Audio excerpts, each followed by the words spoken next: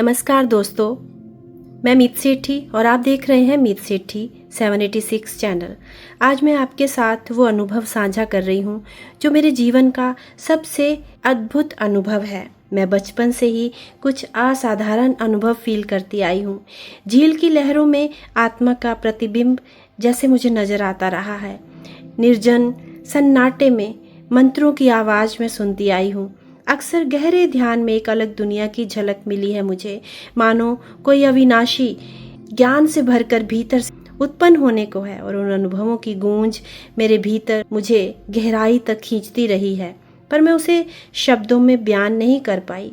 धीरे धीरे एक तरह की आत्मिक जिज्ञासा मेरे अंदर जाग गई और जीवन की सीमाओं को पार करके आत्मा कौन है से सत्य बोलती हुई मुझे फील होने लगी। ये आत्मिक लालसा ने मुझे विज्ञान और धर्म दोनों से आगे के सवाल पूछने पर विवश किया। मुझे अपने भीतर एक निर्देश गूंजता हुआ फील होता था, जैसे मेरा मन वास्तविकता का एक महान राक्षस बन गया है और शिष्य को चाहिए कि वो ऐसे राक्षस को नष्ट कर दे। और ये शिक्षण मेरे भीतर सहज था, बिना किसी गुरु से सीखे हुए। बचपन की एक याद मुझे आती है, जब चुपचाप मैं बैठकर अपने भीतर की हलचल सुन रही थी, तभी शब्दों की गूंज मेरे अंदर आई कि मन ही महान नाशक है जो सच को मार देता है। और उस समय मुझे समझ आया कि मेरी असली सीख मेरी अपनी आत्मा के भीतर से ही आ रही थी। समय बीतता गया और एक दिन मैं किताबों की दुकान पर पुरानी थियोसॉफी की पुस्तकें देख रही थी, जिनके बीच मौन की आवाज़, the silence, the voice of the silence की कुछ लड़ियाँ मुझे प्राप्त हुई बुक्स की। वो हेलेना ब्लावस्की के नाम सुनते ही जैसे मुझे अजीब सा फील होने लगा। एक तस्वीर को मैंने उस बुक्स पर देखा और अचानक मुझे ऐसा लगा मानो मैं अपनी ही आत्मा को देख रही हूँ। उनके चेहरे के भावों में, उनकी आँखों में कुछ अपना सा था, जैसे कल ही मैं उनके साथ बैठी हूँ। और उस पल को मैंने फील किया कि मेरी आत्मा बहुत ही गहरे स्तर पर उनसे जुड़ी हुई है। उस शाम घर आकर मैंने मैम ब्लावस्की की किताबें खोली और शुरुआत में मैंने केवल एक आध पंक्ति पढ़ी होगी, थोड़ी सी लाइनें पढ़ी, लेकिन शब्द ही शब्द मेरे हृदय को छू गए। मैंने पढ़ा कि पूरे ब्रह्मांड का काम हमारे भीतर की ओर से निर्देशित होता है। ये वाक्य मेरे अनुभव से टकराए और मेरे ध्यान में भी यही हुआ था। मैंने ध्यान से विचारों को बंद किया और फिर से मुझे शब्द याद आए कि अपने विचारों को मौन करो, गुरु यानी अंतर आत्मा पर अपना ध्यान केंद्रित करो। और ऐसा लगा जैसे ब्लावस्की ने मेरे भावों को पहले से ही लिखा हुआ हो। बढ़ती जिज्ञासा ने मुझे उनका जीवन जानने पर मजबूर किया। मैंने पढ़ा कि हेलेना ने जीवन भर रहस्यों को खोजा, भारत से लेकर मिस्र तक की यात्रा की और आदि आधुनिक धर्मों की मूर्तियों को तोड़कर उनकी मूल आत्मा को खोजने की बात कही। उनकी शिक्षाओं में एक सार्वभौमिक प्रेम और एकता की भावना थी। जब मैंने पहली बार उनकी इन बातों को पढ़ा तो मुझे लगा कि जैसे ये मेरे अपने विचार हैं। ब्लावस्की लिखती हैं कि जो कुछ भी था या जो कुछ भी है और जो कुछ भी होगा वो सब शाश्वत है, यानी कि हमारी आत्मा का अस्तित्व निरंतर है, अनंत है। ये विचार मैंने वर्षों पहले अपने ध्यान के अनुभवों में फील किए थे और अब वही लाइनें ब्लावस्की के शब्दों से मेरे अंदर गूंज रही थी। ये आत्मिक तालमेल मुझे विचित्र विश्वास दिलाने लगा कि हमारी आत्माएं समय की सीमाओं से परे जुड़ी हुई हैं। एक दिन मैंने पिछले जन्म की यादों को खोजने के लिए ध्यान किया और उस ध्यान में मैंने स्वयं को 1800 के दशक में यूरोप और एशिया के बीच की यात्रा करते हुए पाया। मेरी पहचान हेलेना ब्लावस्की जैसी थी। मुझे याद आया कि मैं उसी ऐतिहासिक समय में विश्व भ्रमण पर थी और ज्ञान की खोज कर रही थी और अनेक रहस्यों को खोज रही थी। यही अनुभव ऐसा था मानो मेरी आत्मा ने खुद कहा हो कि देखो, ये वही मार्ग है जिसे हमने पहले भी तय किया है। उस पिछले जन्म में मैंने देखा कि मेरा कर्तव्य उच्च आध्यात्मिक सत्य जगत तक पहुंचना था। ये एहसास सिर्फ सपने जैसा नहीं था, ये मेरी आत्मा के भीतर गूंजता हुआ ज्ञान था। उन यादों ने पुख्ता कर दिया कि मेरी आत्मा मैम ब्लावस्की के साथ गहरे रिश्ते में है। एक पैलेट की तरह अतीत और वर्तमान की परतें एक हो गईं।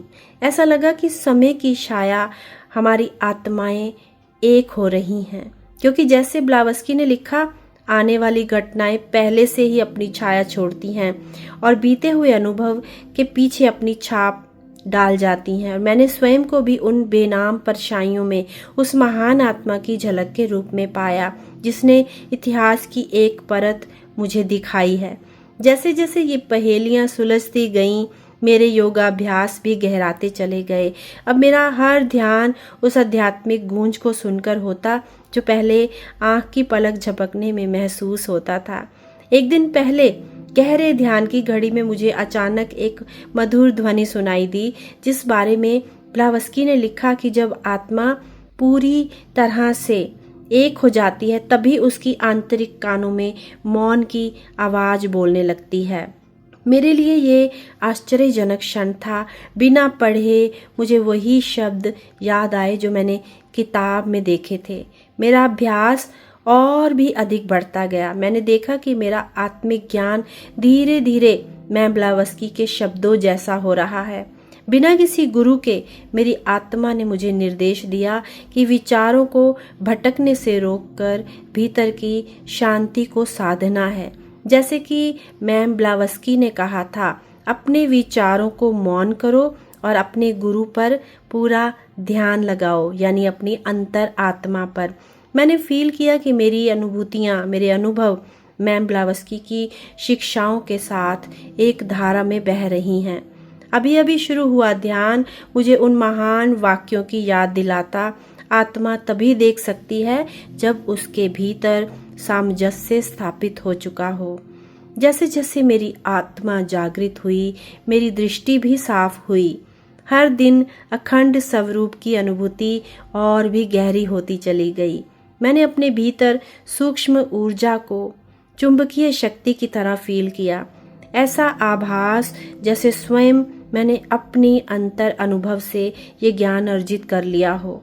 ब्लावस्की ने कहा था, हर बाहरी क्रिया के पीछे एक अंदरूनी इच्छा होती है, और मेरे अनुभव ने भी यही दिखाया कि अंदर के ज्ञान ने मेरे जीवन को दिशा दी और बाहरी घटनाएं उसी अनुसरण में चलने लगी।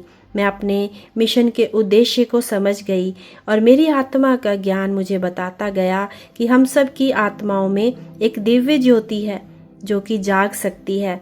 जैसे मैम ब्लावस्की ने कहा कि आत्मा जो है या थी या जो होगी वो शाश्वत है, अर्थात आत्मा कभी नष्ट नहीं होती। इस विश्वास ने मुझे शक्ति दी कि मैं भी मानवता की सेवा में अपना योगदान दे सकती हूँ।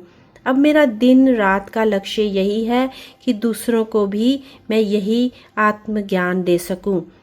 हर आत्मा के भीतर अपार शक्ति और ज्ञान है। मेरी और मैम ब्लावस्की की आत्माओं का ये मिलन याद दिलाता है कि सच्चा गुरु कोई व्यक्ति नहीं बल्कि हमारी अंतर आत्मा है।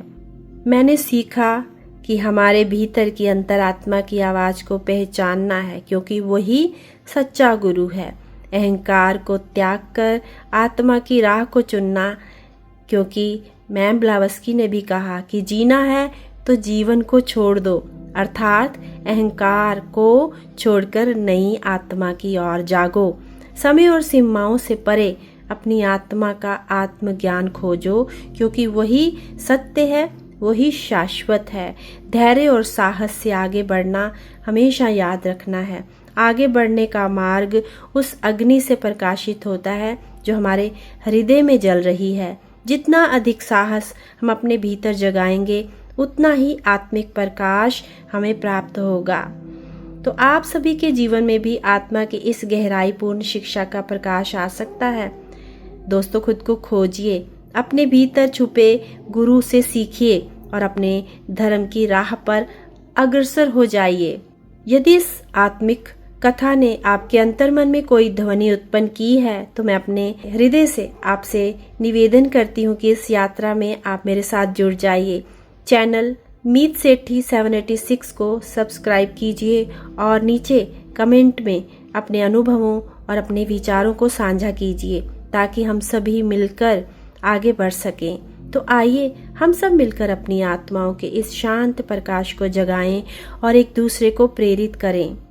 धन्यवाद।